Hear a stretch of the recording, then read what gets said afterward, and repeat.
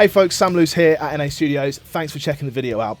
I want to take a look at some in-ear monitors today, which is kind of the opposite of the stuff that I normally do. I don't really do a lot of live playing anymore. Used to do tons of it. I've kind of moved more into the studio now, which is great.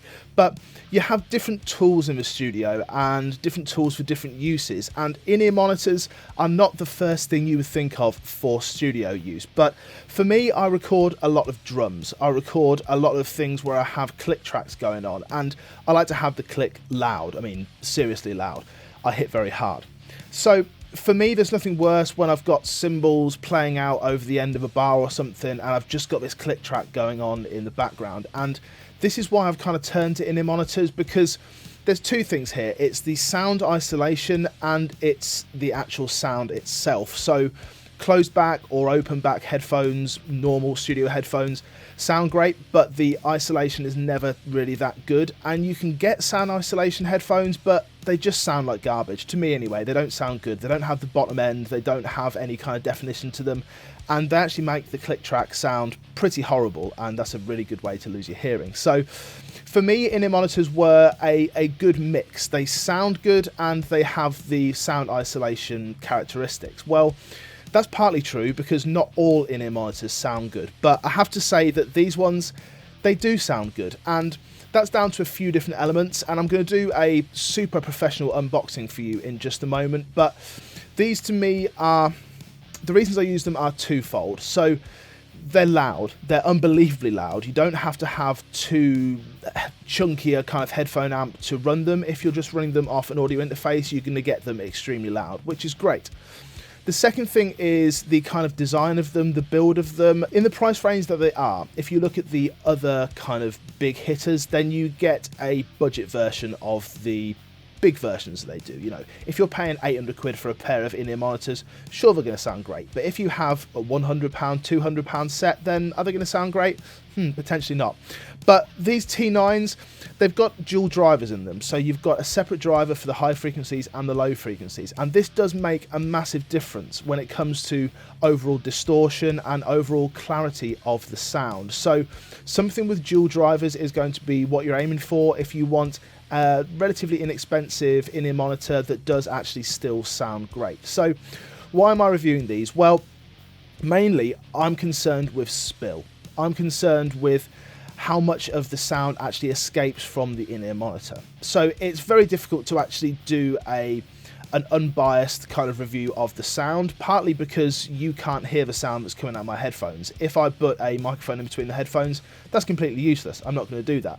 I can only kind of tell you what they sound like, so you're just going to have to take my word for it that they do actually sound genuinely quite good, and I could easily listen to music on them all day. But it's the spill that I'm really concerned about, and I just want to do a little demo for you about that spill, about how much spill you don't get from these headphones. But first of all, let's see what's in the box. So here's the actual box itself. Let's just take the lid off and see what's inside. If we take the cover off, then we'll see the actual in-ear monitors themselves. Now I'm just going to pop this box to the side for a moment. This contains all the extra bits which we're going to take a look at. So actually inside we've got the overall monitors, the actual in-ear sections. Let's just take those out and have a little look. They feel sturdy, they feel good. They've not actually got the tips on at the moment, so they're not actually ready to go in the ear canal. We're going to take a look at that in just a second. But you've got both of them here. You've got a left and a right, and there's a little label on them which tells you which is left and right, which is handy. And then comes all the extras. So you've got a nice little pouch here, which is where you can keep the actual monitors, which is good for gigging, or I'm not necessarily doing as much gigging these days, but they're really handy just to keep somewhere safe. Let's open this up and see what's inside. So we've got several things here. We've got the 1/4 inch jack adapter, which is going to be helpful if you're going into an audio interface or something like that. We've got a little cleaning tool, which is handy because they do get gunky. You've got like a little brush and then what I can only describe as an earwax extractor, which is gross and awesome at the same time. You've got the cable, which is all nicely tied together, and importantly, this section here is where it actually goes into the earbuds, and this is reinforced with some hard plastic, which is very useful because those are the sections of the cable which is going to get frayed and is going to get kind of destroyed through use, and having that there is just a bit of extra protection, which is really handy. Then we've also got the extra little foam bits which are going to go on the ends of the earbuds. So let's just grab these out and see what we've got. So we've got different earpieces here. We've got some which are the memory foam, which are these clear black ones, and then we've got some red ones and some yellow ones. You can just see in kind of the inserts, they were different colours. Now, the different sizes are important because they're going to be for different size ear canals. You know, I like to have the medium ones, but some people may have very small ear canals or very large. So you've got something for each there. It's kind of up to you whether you want the memory foam or the non-memory foam ones. These are the memory foam, these are the non-memory foam ones. And I've found that some kind of sit in the ear a little bit better, but that's kind of down to personal taste, which one sort of works for you. Now, the only difference between the red and the yellow is that it helps you identify which is left and which is right. So you've got 2 reds and 2 yellow in the large and medium and small. So it just helps you identify if you're on a dimly lit stage, you can just jump on straight away and you can see exactly which ones are going to work. So let's just get one of these large ones and just pop it on. You can see they are relatively snug to get on. They're not the easiest things in the world, but that's kind of by design, because if they're easy to get on, then they're easy to pull off. Now, these are really important because if you try using the monitors without these kind of foam bits on them, then you're not going to get any bass whatsoever, because the actual seal in the ear is where the low end comes from, in the same way as if you've got a bass cab or a guitar cab that's not got a sealed back. If you just take the back off it and let the speaker kind of run free, it's going to be a completely different sound. You're going to get far more bass if this is kind of trapped in your ear, and that's really important. And on the cable, it does actually say that it's the right hand ear, so if you just pop this in the right hand monitor, it goes in really easily. And you can pop this on in kind of a counterintuitive way, because this cable needs to go over the top of the ear ideally, so you're kind of putting it on. It seems like it's kind of upside down, but it does make sense once you actually put them on. So once you've got them both on, they look a bit like that, and they're ready to stick in your ears and see how they sound. Okay, so you've seen them. You've seen what you get with them. You've seen that you get a decent amount of different hearing size, little pads, all that kind of stuff. I'm using the ones that fit my ears, and you'll find that the different sizes are actually going to be beneficial if you're aiming to block out as much sound as possible.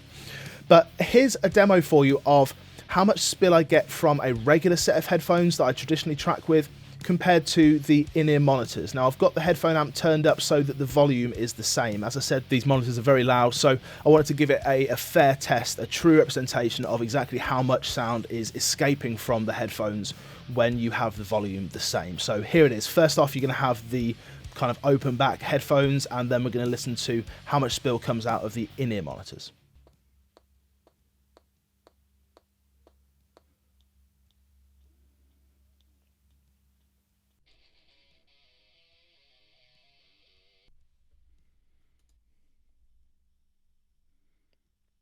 I think that's pretty clear and safe to say that you're going to get so much less spill in any recording application. So these are going to be great for if you're recording drums, if you're tracking acoustic guitar, maybe a soft acoustic guitar that you don't want that click track to be bleeding over the top of, or maybe a vocal recording when you're super close to the microphone and you just can't have any kind of click track coming through, or even any kind of, not just a click track, any kind of bleed, any kind of track where you want it loud but you don't want it to bleed through into the microphone. These are going to be a really good option.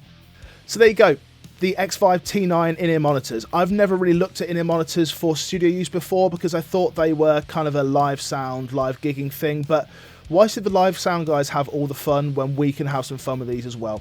These are super useful in the studio, and I think these are going to be my go-to tracking headphones in the future. You can check out the link in the description if you want to go and get some for yourself. You can get them on Amazon, you can get them directly through the XVive website. They also come with, you can get like the wireless pack with them. I don't use that because I'm not live, but you can get that. Hope that's been useful for you and given you a bit of insight into how you can use in-ear monitors in the studio. Thanks for checking it out. I'll see you again soon. Take care.